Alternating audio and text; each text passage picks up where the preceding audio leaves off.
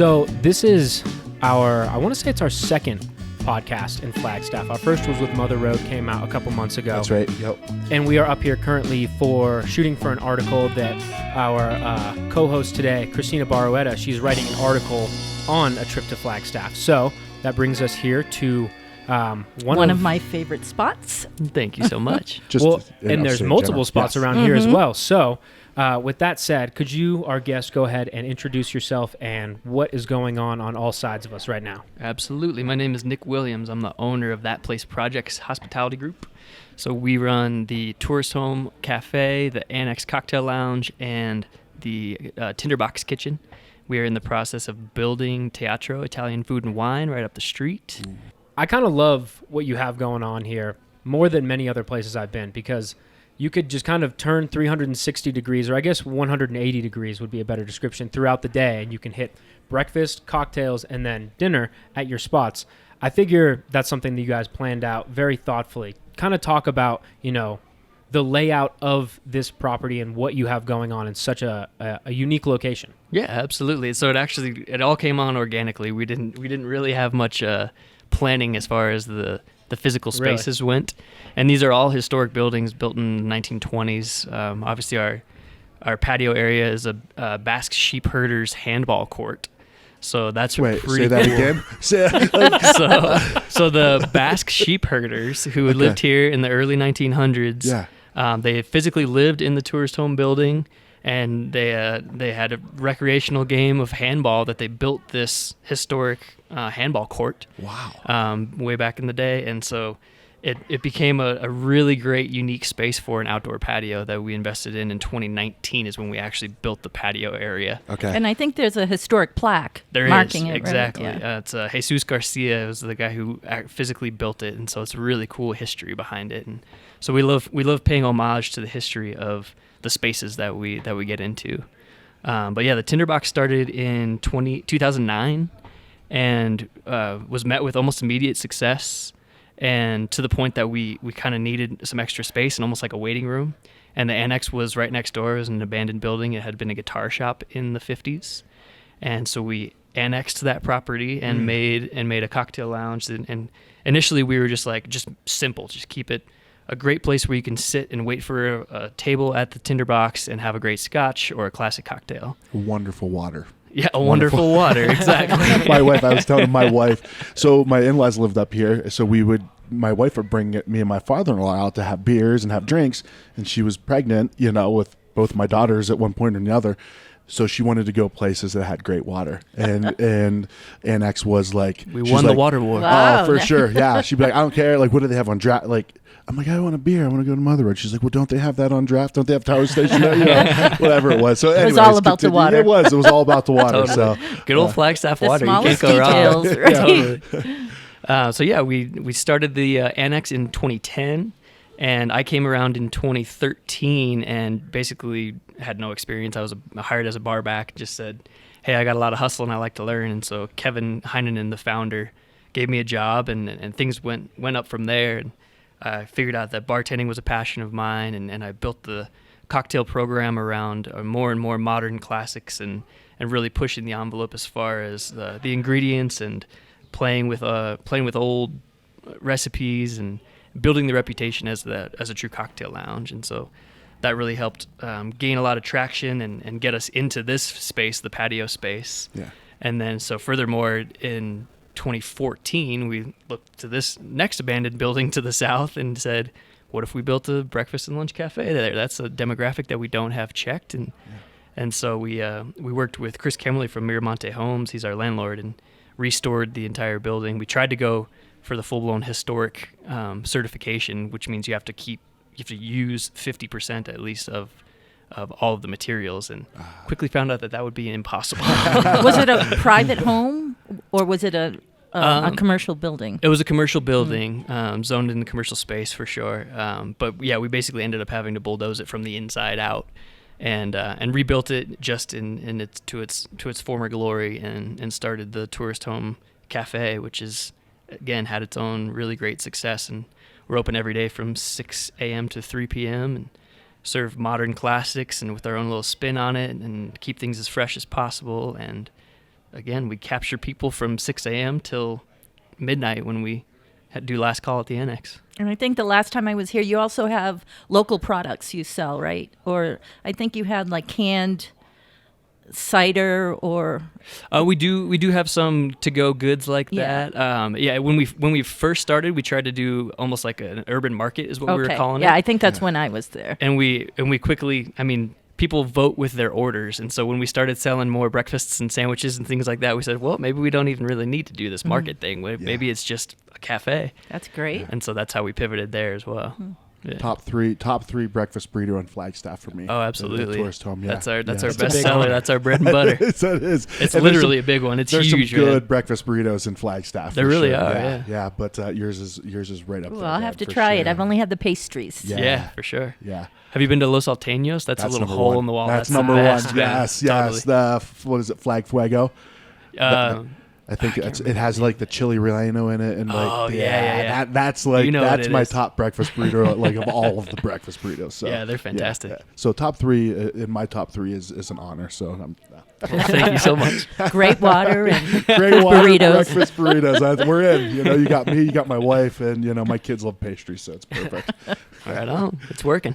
So for some reason, I thought maybe because breakfast is the first meal of the day that it was built around tourist home, but it was actually built around Tinderbox. Am I Yeah. understanding that correctly? Yep. So it started with Tinderbox and then migrated to Annex and then went to Tourist Home. Yeah, we went in reverse order.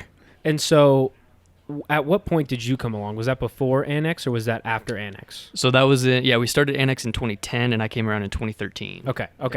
So when you come on, I figure Flagstaff in general, your two spots look very different. Kind of walk me through what might have been a little bit different back then, not having this building right here. Did you have this patio around or was it just inside those two buildings? So it was almost like a junkyard in between these two buildings. Really? So it was all just dirt and literally trash that had been blown up in between the two. As we have very windy springs, you guys might notice. Yeah. And the handball court itself was all fenced off because it was crumbling. And so we went to the city and said, we want to utilize this space. How do we do this? And so we had to bring out a historic architect and historically restore the building. We had to send in mortar samples and say, all right, I think this is what they used. Can we do this? And they'd say, nope, that's not close enough. I mean, I went through like 4 or 5 different iterations of, okay, this is accurate to what the Basque sheep herders actually used to build this. So you can utilize that to restore it now. I remember that in business school. They taught us about that. Right? That almost sounds like Definitely. it sounds like a comedy of like what it would be like to run a business. Like you're like fighting to renovate an old property that's functionally a giant trash bin, and you have to get the proper Mortar. type of mortar. No, quite literally. I mean, you couldn't Court. put it better. It's one of those things that you could never be prepared for in business school, like you talk about. I mean, you own a restaurant. You're an electrician. You're a plumber. You're a historic architect. I just imagine some hilarious moments meeting with like very, very talented, I assume very expensive groups of people, and you're like arguing over what types of materials the Basque sheep herders would Definitely. Yeah, for sure. Well, the handball ones were the different. So there's all different, right? They used sheep leather for their Sheep handballs, leather, which made their game a unique play speed. There right? you go. Absolutely. Yeah.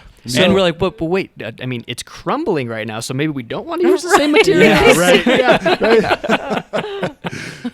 Well, so I'm curious. Are you from Arizona originally? I'm actually from Baton Rouge, Louisiana, but okay. moved to Phoenix when I was 3 years old. So Gotcha, I'm gotcha. an Arizonan by heart for sure. Okay. And what was the were you always into the service industry, into restaurant, food and beverage, or? Oh no, it was not a very linear path for No? sure. I was at ASU for a couple of years and felt like it was not my thing, and moved up here because I had a good group of friends that were at NAU, and I was like, why do I not just live up here? Why don't I go to NAU? So I transferred up here and finished my degree in cultural anthropology. And Mortar was right back. yeah. There you go. It's like, wait till you guys hear what I went to school for. Oh, I know. It seems so out there, but I honestly use my degree quite a lot these days because awesome. building a culture within your business is incredibly important. And so it was a really good perspective that I had no idea what I was doing would actually come into play. handy. Totally. Yeah.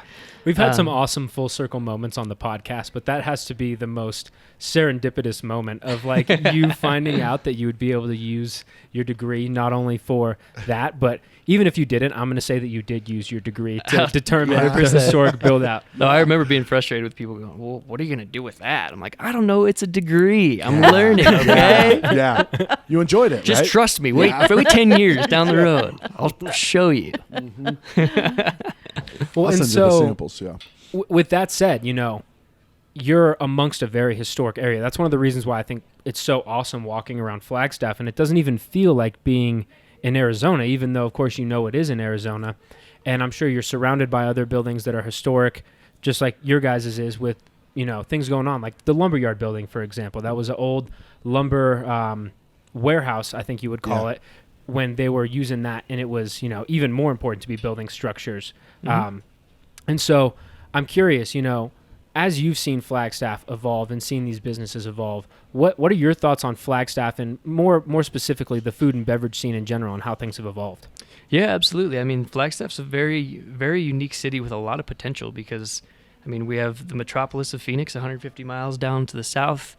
We've got the metropolis of LA, 400 miles to the west. We've got the Grand Canyon, which is 70 miles away, that brings people internationally all the time. We've got beautiful weather and incredible scenery. It's something that we really want to push, the idea that tourism is real in this city. This is the lifeblood of this city, and we really need to pull these people to Flagstaff and have them experience it. And so that's definitely something that I am trying to embrace as a business owner and encourage and work with the city on, hey, we need these tax dollars, and this is the bread and butter of this city right now. And we can push progress with respect to history, and we can do both. It's an and proposition. It's not an or proposition. So I think that's the something first that's time really I cool. went to Tinderbox, I was with my parents, and we were going to the Grand Canyon. So we stayed in Flagstaff just so I could go and Totally. try Wow. Tinderbox. I think that's when Kevin was there. Yeah, he's still here for sure. Did he move to Phoenix for a bit and then come back up? So or- he lived in Flag in the 80s, and then he moved back to Phoenix and then moved back up here in 07 to start Tinderbox. Yeah, it's a great spot. And so he is your chef there? No, Kevin's the founder. Okay, yes, that's founder right, of that's the right. business. Yeah. He's my and business so- partner. And so talk to us about him a little bit since he isn't here to describe himself. Kind of what's his business mentality working alongside him food-wise as well? Mm-hmm. Yeah, so he's got a law degree. He did a lot of commercial real estate down in Phoenix and fell into the trap of 2008 and was basically like, okay, what am I going to do now? And his cousin, Scott, said, I'm trying to start this restaurant up, but I really need someone who understands business a lot better. He has a degree in finance as well. And Kevin said, okay, I could probably do that for a little while, maybe a year or two. And lo and behold, it became something that he, kind of similar to me, found I'm actually really passionate about this. This is something that means a lot to me, and it's about more than the food and the beverage. It's about creating an experience for our guests and really suspending their reality. Bringing them into our production and not showing them any of the behind-the-scenes stuff, but just creating this experience that when they walk out the door and someone's there to say, how was it? And they say, it was so much fun. It was perfect. They don't. There's not one thing that they can say, oh, the steak was amazing, or the cocktail was perfect, or the wine was great. Everything added up to create this A fully full encompassing package. experience. Exactly. Yeah. And so that's really what makes him tick and what makes us tick as business owners, and that's what we portray to our employees, that this is so much more than just putting a great plate of food out. This is creating a memory for these people, and it's something really special.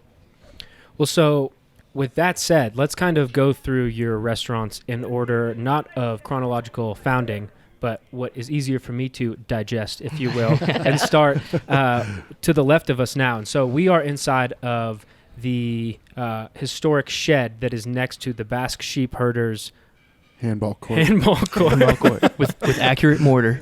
Accurate mortar. I know. I'm Only looking the at the most mortar accurate. now. Yeah. I'll be the judge of that. So on the southern side, if I'm not mistaken, is Tourist Home. Let's jump back into that a little bit. You discussed the build out of it a little bit, but once you get open and shift more towards a cafe experience, and you are the way you are now, talk a little bit about some of the things you offer, some of the changes that you made that ended up where you are now. Yeah, definitely. So that brings Michael Schmitz into the equation here. He's one of my other partners, and he is our chef. He is the chief culinary officer for That Place Projects. Okay. And so he was really the guy who built the tourist home as far as what the menu should be. He's originally from just outside of Champaign-Urbana, Illinois, and he said people want comfort, people want familiarity, they want something that's done really well with a unique little twist on it. But so that's really where we started with the tourist home, and that's where we found our groove. And so he's got your classic breakfast, and obviously the breakfast burrito, your eggs Benedicts, and some biscuits and gravy, things like that really just are done very well with a nod to simplicity and that classic grandma's magic to it, Yeah. Well, you say that people like comfort, and I got to say he's taken that to a whole new level, because not only is this pastry incredibly delicious and comforting, but it is so soft in the middle. I swear I could use it as a pillow. I've never had a pastry quite like it. It's crunchy on the That's outside, perfect. soft in the middle. I can't believe I've been watching. I'm like, hey, why is he not eating the rest of that? Like, Savoring that thing, can't man. find it. I'm hogging it over. I'm gonna eat it in slow motion now, 'cause you can't reach it. I can't look. So you had mentioned that you had a market at some point, but when I was in there, you still have like Fire Creek Coffee. Is that like something that they create for you, or what is that? Because it's right across the street. Right? Yeah. So the roastery's right across the street. They do a tourist home blend for us specifically. Yeah. Nice. We use their espresso, and they help us out with the machines and things like that. Yeah. So that's, again, one of the supporting local businesses and really having the tie to the community that we think is important for sure. Yeah. You would be able to attest to this far better than I would, but it seems like Flagstaff, especially more recently, with places like Dark Sky expanding, you guys bringing in new restaurants, at least over the last several years, Flagstaff is really becoming more of a culinary destination, I think. And that's something that people from outside of the state believe more and more, that Phoenix is like that. But I feel like that conversation is not being had as much for Flagstaff, and that's partially because it's a smaller city. But how have you seen things kind of develop in terms of partnerships like that over the years?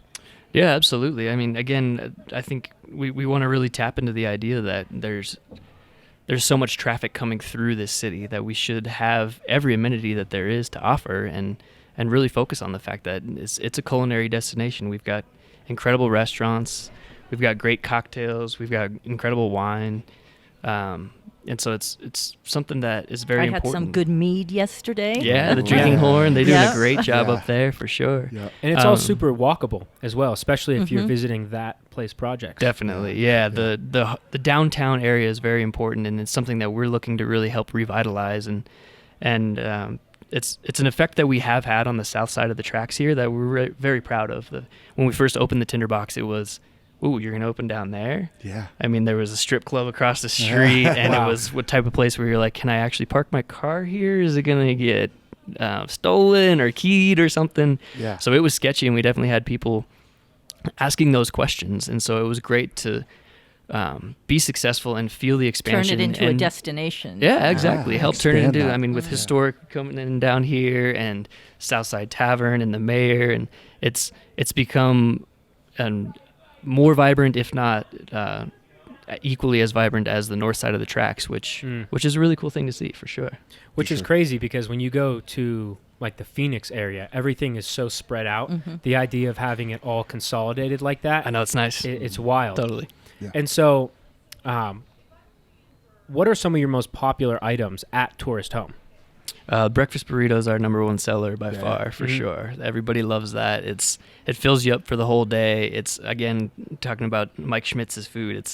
It's eggs and tater tots and salsa and cilantro sour cream. It's just like, you can't go wrong. My husband's over there having breakfast, so I'm dying to know what Oh, he really? ordered down there.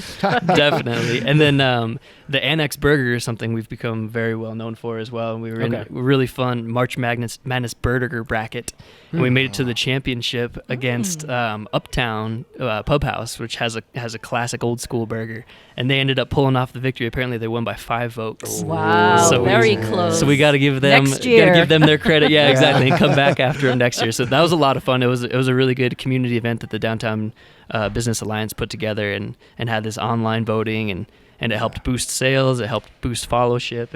It was pretty cool for sure. And so you mentioned you have a coffee program. If you could speak a little bit about that and any other exciting parts of like a general beverage program you guys have at Tourist Home. Yeah, definitely. Our coffee programs is incredibly solid. We have all your classic espresso drinks. Fire Creek really helps us out with that a lot. They help with training for our staff and keeping the quality up. Absolutely. We also do fresh squeezed juices. So every juice that we offer is squeezed every morning in our big old Zumo commercial juicer. Nice, that thing is crazy. We actually call him Doug Juicy. A little inside info there. Yeah, you could order that. You should put that on the menu. Definitely. Fresh from Doug Juice. And then we also have a partnership with Sutcliffe Wines. They're up in southwestern Colorado, just outside of Cortez in McElmo Canyon. And so we do a proprietary blend with them every year where we go up there, we taste the best varietals that they have, and we throw together our own blend that pairs with our menus across the board. So that's a really fun partnership with Sutcliffe Wines. Is it only at Tourist Home? Is it at No, all your restaurants? that's at all three of the restaurants, and that's a nice feature that we have. Basically, our liquor license covers all three properties. Oh, okay. And so we can share our seller list. You can sell anything. We have a number 12 license, so we can sell beer and wine to go, and so we can sell anything that we have to offer at Tinderbox in the cellar, at Tourist Home, or at Annex. Nice. Mm-hmm. And so tracking across the patio, the drinks can carry over. Does food carry over into Annex from Tourist Home at all? I think I heard you maybe reference something like that, or maybe I misunderstood. So we cross-utilize that kitchen. So that kitchen is Tourist Home from 6 a.m. to 3 p.m., and then we completely physically flip it over, bring in the night crew, and it turns into the Annex kitchen at night. Okay. Yeah. And so the Annex is not attached to Tinderbox by a direct, Annex is not attached to Tourist Home by a direct wall. Correct. But you kind of are producing food for Annex out of. So we share that patio area, and that's how we run food from the kitchen to the patio into the Annex, whatever we need to do there. Okay, and then Tourist Home remains open for that, correct? No, they close at 3, and then Annex opens at 3. Okay. So there's no cross-pollination there. Sure. So now talk to me about Annex a little bit. Very much a switch up, being that it is a cocktail lounge. Kind of what's the ideology there? What are you guys trying to put together that is unique to Annex? Yeah, absolutely. And the Annex, I always tell my people, if we could boil it down to one word, it would just be fun. We want to be that place that has that attractive energy, because people, the bartenders are slanging drinks, they're putting out really high quality, but there's no pretentiousness to it. It's all about almost that Cheers kind of feeling when you walk through the door. Yeah, and it's a we see really you. warm, welcoming vibe. Definitely. We remember people's names. We remember their preferences, their cocktails, what they had last time. Yeah. When we sit down with liquor reps and things like that, and they try to sell us on things, we think of regular individuals and say, oh, yeah, Rob would buy this for sure. I'll bring in this bottle because I know I could sell him on this. I like that. I know I could put this rye into a really great Manhattan, and Gary's going to drink this for sure. Gary's going to pound these things. Yeah. So that's what I love about it, and that's what really attracted me to it initially, is the fact that it was so genuine and real, and just about that human connection element, more so than, again, the food or drink or whatever else is in front of you. And you change seasonally, too. You have seasonal cocktails, I think. Absolutely. We're just about to release our summer 2022 cocktail list, so that'll be a good one to keep an eye out for. So what should I order after this podcast? Yeah. We'll give All you some of them? previews, maybe. Yeah, really. Well, Christina, you've been to Annex before? Yes. Yeah. Actually, I was here, I think, in March. Okay. Was it March? Yeah, I believe so. Sounds about right. I came with a journalist group. Oh, nice. And Meg, who works at the Tourism Bureau, who Yeah, we all Discover love. Flag. Yep, absolutely. So we had a great time. Huge shout there. out to Meg and the tourism board. They're doing awesome stuff. Yeah, absolutely. We Yeah. love that partnership. For sure. So as I toss back the final piece that I took of this pastry. And pass me the other piece. Thanks, buddy. Appreciate that. Yeah, I bet you. I knew you wanted that. So Down the hatch. what is a drink on the menu right now that maybe embodies kind of your guys' take on cocktails? I mean, really, all of them do. We encourage our bartenders to put their identity into the cocktails, and we go through the research and development process with them. We ask them the questions of, what does this remind you of? Why is this something that is nostalgic to you? Why is it important to you? And so those are important questions that I feel It's more so than what's the flavor profile, why is it going to work, why is it associated with summertime. But there's one that's going to go on the list, and I forget if she came up with a final name for it yet. But it's a play on a Manhattan, and Savannah, she's one of our managers. She was thinking about being down in southern Arizona and at her relative's watermelon farm. And we're literally picking up watermelons from the ground, slicing it open, and having that huge juicy bite and spitting seeds out. And so that was her nostalgic. That was her story. I mean, our tagline is "Every cocktail is a story." And so we developed this martini that's really cool, using 2 different types of Irish gins and watermelon infused Dolan Blanc vermouth, and then a watermelon radish sitting right in there. So it just has that beautiful pink vibrance, and it's very light, even though it's all booze. It's a Manhattan, or sorry, a martini, and but it's something that it really came together, and it really coalesced into this holistic view of like, this is what a cocktail should be that we're putting out here. And anytime somebody orders it, they really take pride in stirring that cocktail up and telling them that story. So when does the spring menu launch? Because it will probably be available when the podcast comes out, I would think. Yeah. Definitely. We're probably 2 weeks out on it at the most. So mid-May.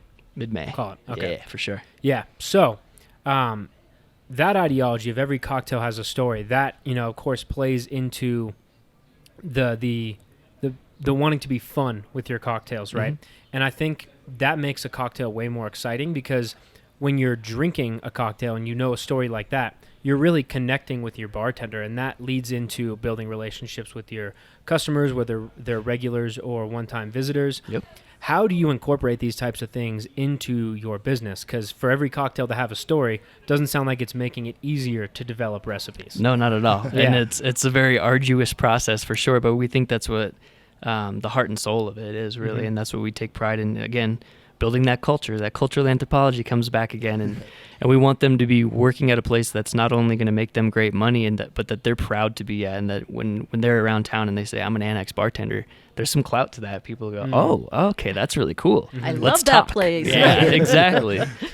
So I really love that, and really we have quarterly trainings where we shut down. We're going to have our next one next week, actually, on the 17th, and really pound that in as far as this is a special place that we want to make our guests, when as soon as they walk through that door, that they feel it's different, mm-hmm. that it's more than just a watering hole. It's your bar, and we're here because we love being here, and you're going to love being here with us as well. And mm-hmm. like I said, it's that kind of attractive energy of, I just want to hang out here. I mean, people spend hours and hours on this patio in the summertime in particular, because it's fun. It's the place that's happening. It's got the newest, freshest cocktails and bar fare, and that's what it's all about. And so that's what we really, in our training, that's what we really harp upon. I think you need to hold a traditional handball tournament sometime for sure. in the summer. That's got to attract a crowd. Yeah. yes. With the sheep's wool ball and all. Exactly. So connected by a wall to Annex is the Tinderbox, and you said it kind of functioned as a waiting room. Talk to me a little bit about before that was a thing, mm-hmm. when it was just the Tinderbox, and how it's evolved and kind of what's going on over there right now. Yeah, I mean, we actually call it Tinderbox 3.0 because we've been through 3 different iterations over the years, and we learned a lot from good old pandemic in 2020, where we shut the doors because we figured this is not conducive to fine dining and indoor small space. And so, yeah, we called it on March 19th of 2020. That was a rough decision. We had to let 80 of our 87 employees go, but it was the right thing to do, and we actually followed Danny Meyer's lead on that. He's the restaurateur in New York, and he laid off 2,000 people that day as well. And he said, you need to go get in line for unemployment, because this is going to be a thing, and it's going to be way longer than anybody anticipates. And so in retrospect, it was absolutely the right decision to make. Although it was that tough for sure. Right. But our people really, they understood it, and the culture that we had built made them realize that they're looking out for us. They're not just laying us off and saying, "Hey, you can't make money for us anymore, so see you later." Yeah. They're saying, "Go get this unemployment, because this industry is going to be rocked by this." Yeah. And so that being said, we took that time of a shutdown kitchen, which is the saddest thing in the world as a restaurateur, the cold, non-smelling, you know what I mean, nothing going on. No life. No life, yeah, definitely. Hopeless, it feels like. But we dove into the books and we took the time to physically remodel the space. We classed it up a bit. We rebuilt the menus, the food, wine, cocktail, everything, and basically just took a step up and said, all right, Tinderbox needs to be elevated fare. It needs to be the crown jewel of Flagstaff and of our restaurant group. And so that's what we did while we were shut down. We also created Corn and Flour, which is our ghost kitchen taco concept. Yeah, we were able to order some of those tacos when we were here last time. Absolutely. I think it opened, a week later after our visit, or? Yeah. So again, Corn and Flour is our ghost kitchen out of the Annex Kitchen. Okay. So it's its own separate brand. It doesn't have a storefront. I mean, you can come here and pick up the tacos physically from the host of the Annex, but it's all it's got its own mobile app. We're on DoorDash. It's all takeout and delivery. After 3 p.m., I assume? After 3 p.m. every day, for sure. But so that's what we did to bring the life back into the kitchen. When we were physically rebuilding the space, we said, okay, how can we put fire back in here? How can we have these good smells back in here? And so we built a taco concept with this punk rock vibe, because that's kind of what we were feeling. We were like, screw the world. This is nuts. What are we supposed to do here? And also, what do we want? What do people want right now? We want a sense of comfort. We want something that's going to be familiar to us and that's going to travel well and that can be conducive to takeout.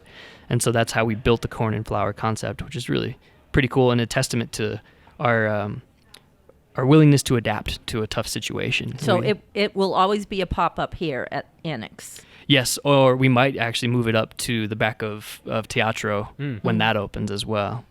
Because that's a huge kitchen, so it has a lot more space for us. Yeah, I can't wait to hear more about that. Yeah, Teatro's going to be amazing. Well, I guess with that said, why don't you tell us a little bit more about that? Yeah, so Teatro Italian Food and Wine is our modern Italian restaurant that we are building up the street.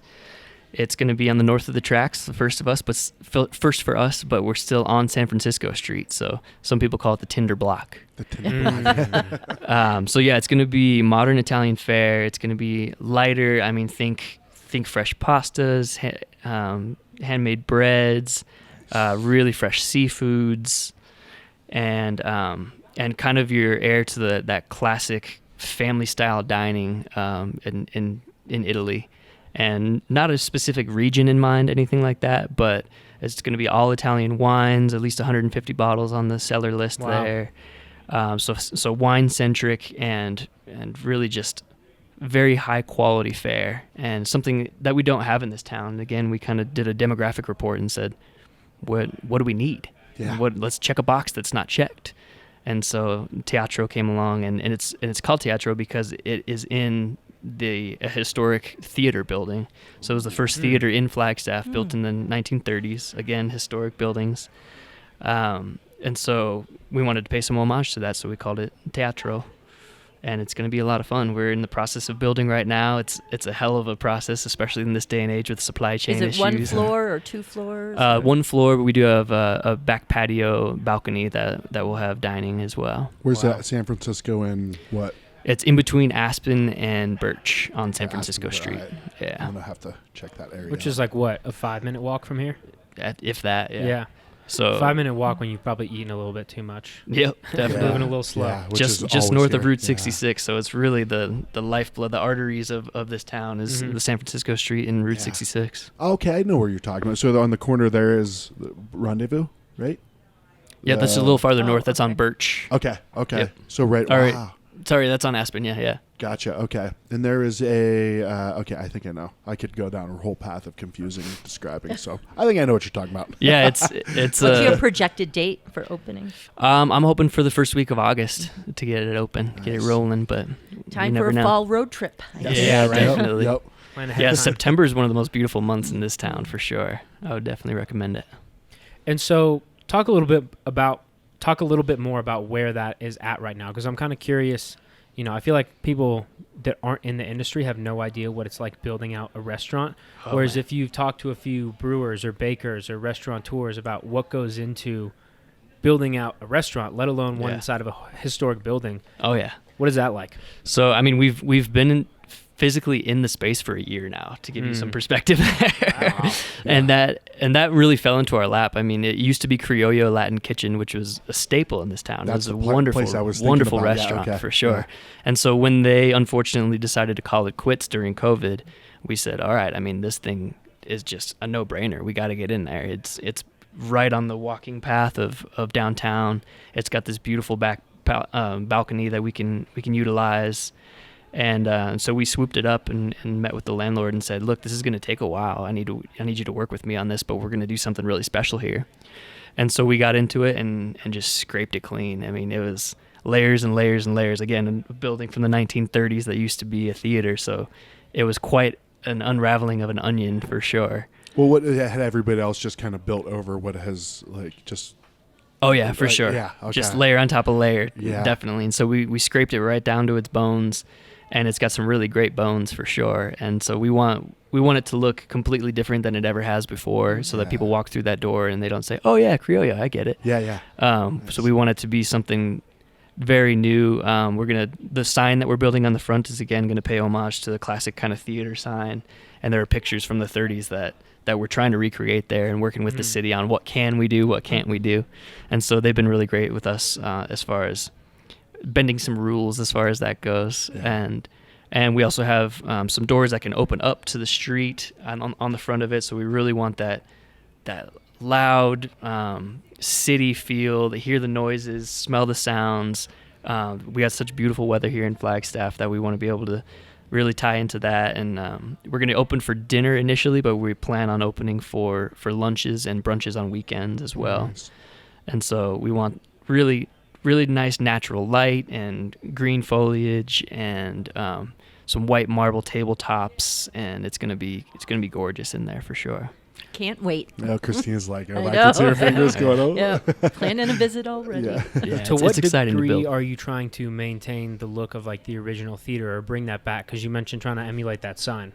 I mean, really, just the sign is going to be Okay. the thing that Mhm. that as you're driving up the road, it'll be like, oh, I bet you Sure. that used to be a theater sort of thing, and it's Yeah. Teatro, so it'll be, oh, that must be a restaurant. Yeah. But other than that, there's not a whole lot. We're playing with ideas of projector screens and things like that we could have these reels of old classic movies playing and Oregano style, right? yeah, totally. I always thought that was cool about oreganos. They had the old like Sinatra. Yeah. Well, and so we're playing with we're working with an AV company right now that my idea is to have multiple TV screens that are linked all together with a panoramic view of an Italian countryside vineyard. Ooh. So as you're walking back through the hallway onto the patio, it looks like you're looking out of a window overlooking a vineyard. And so That's cool. that's a pretty cool feature that I'm looking forward to for sure. That is very cool. Yeah, I like that idea. So, coming back to this area right now, people are, filled in this patio right here. We were originally going to film inside Tourist Home, and then just from the time that we walked out and looked at the patio and I went back in, the table that we were going to record at was already filled up. What is it kind of like going from winter season to summer season? Is that a huge adjustment for you guys, or is it just kind of business as normal? No, it is for sure. The preparing for season is a huge thing. That is a big part of our training, definitely. It is becoming less seasonal. I mean, our winters are becoming less harsh, I would say, in that people are more willing to come out. I mean, this courtyard fills with snow for sure, but we built the fireplaces for a reason. We put the tent over it for a reason. People still come out when it's dumping snow. But yeah, the summertime is when the international visitors all come out to see the Grand Canyon. That's when our roads fill up. That's when we see our biggest boom in business for sure. And it's a good time to be. You look for that beautiful weather. Honestly, we keep an eye on Phoenix weather, and when that hits 100, it's like, okay, let's go. Really? We're off to the races because people get the heck out of town and drive up for that 70-degree sunny weather. We're like, what, 3 days before our first true 100-degree day? Am I correct about that? Yeah. Yep. I think we hit 100 Did we? last week. It's starting to become a Yeah. thing that it's getting Oh, yeah. that hot. Yeah, And definitely. I was telling my fiance, I was like, you might not be jealous yet, but tomorrow when it's scorching hot and I get to send you a picture of some beautiful weather, you're gonna be very jealous of it. Totally. Yeah, it's unprecedented. It's great stuff for sure. Flagstaff's a beautiful town in so many ways. Well, I was going to say too. Speaking of Flagstaff, the city seems very good at supporting food and beverage. Right. I know the mayor at one point, Cora, was it Coral? Coral, yeah. She was a huge advocate for the beer community. And Yeah. So is that pretty prevalent in Flagstaff, the support from the city? Yeah, definitely. And specifically the Downtown Business Alliance does a really great job at helping support us, really talking to us about where are our challenges, what are our needs, how do we bounce back from this global pandemic, and really support one another as a community to bring back the vibrance for sure, because it's working. People are coming out. Last weekend was one of our biggest weekends. It's a graduation weekend, and obviously coinciding with Mother's Day, it was huge. And so it was a really good preview of what this summer is going to be. So we're all very excited in anticipation of a really great summer for all of our businesses, for sure. We might have to book our rooms early then. If we're coming up in the summer. Sounds like it. Well, so you've kind of touched on what you guys have planned for the future a little bit as far as a new cocktail menu releasing and, of course, your new restaurant up the street. Is there anything else that you'd like to throw out there of things that you guys have planned going on or stuff that visitors might look out for? I mean, we're always trying to keep it relevant. We're, like I said, this ghost kitchen concept is something that's the future of this industry for sure. And so we're definitely going to have multiple ghost kitchens coming out of the back of Teatro. As I said, it's a giant kitchen that was almost 2/3 of the building was kitchen to 1/3 of the building being front of house.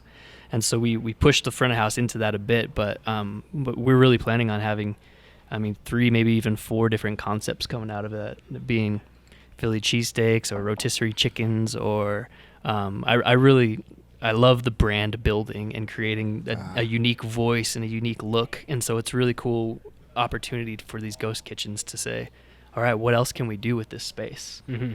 And so that's something I'd keep an eye out for sure. I've got some big dreams, and I love this town. I'm definitely going to be here for my whole life. And so I'm hoping that Place Projects becomes a big name in Flagstaff, that's for sure. Well, you're well on your way.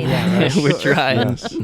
So what is it, to explain exactly what a ghost kitchen is, right? So I'm piecing it together in my mind, but like, what is the A to Z of what a ghost kitchen is? So the fundamental idea of it is basically you want to take the products that you're already using, that you're prepping and stuff, and spin them in a different direction, so that you can build a brand within a brand. Okay. And basically, with modern technology the way it is, our Toast system is our POS system. They're an incredible company that really does a good job of pivoting and adapting. And so just think of it as if you're a cook back there, it's all one big menu. Yeah. That it doesn't matter if it's a taco coming through, or like I said, a cheesesteak, or whatever it is, or a breakfast burrito. Yeah.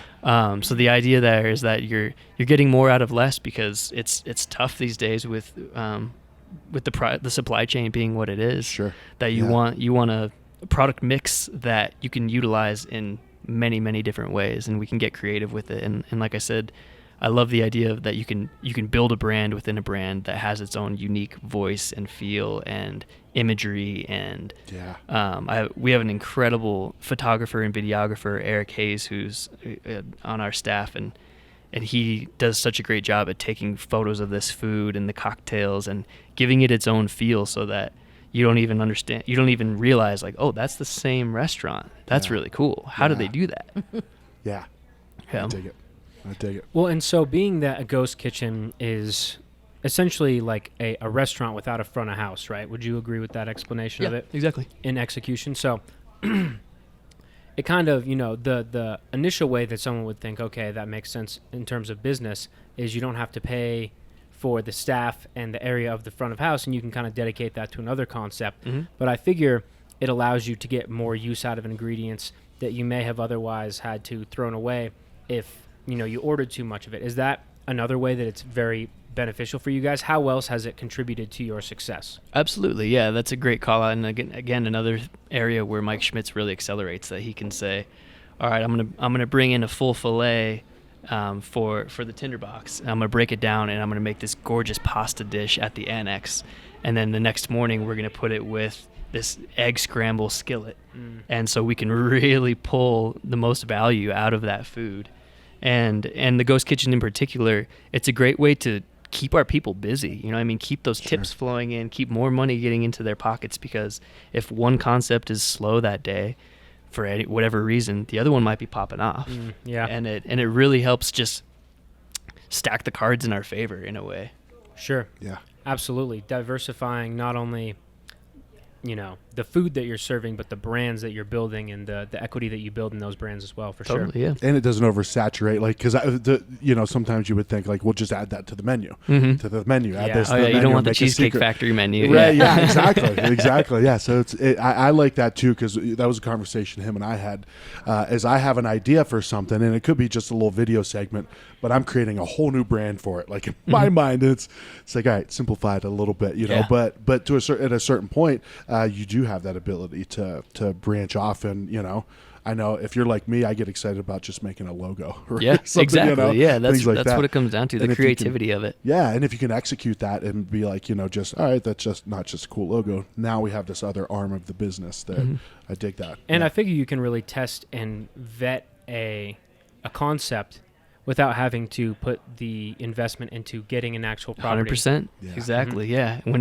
If and when it takes off, all right, we have equity to build a brick and mortar spot for it, you know? Yeah. Is that something that you would see your guys doing, is taking one of your ghost concepts and turning it into an actual brick and mortar? Absolutely. Yeah. I mean, Corn and Flour in particular, we're looking for that perfect spot that it would fit. I mean, it's tacos. They're $4 a piece. You got to push volume. So we need a spot that's going to be very accessible to a drive-through, to an outdoor patio.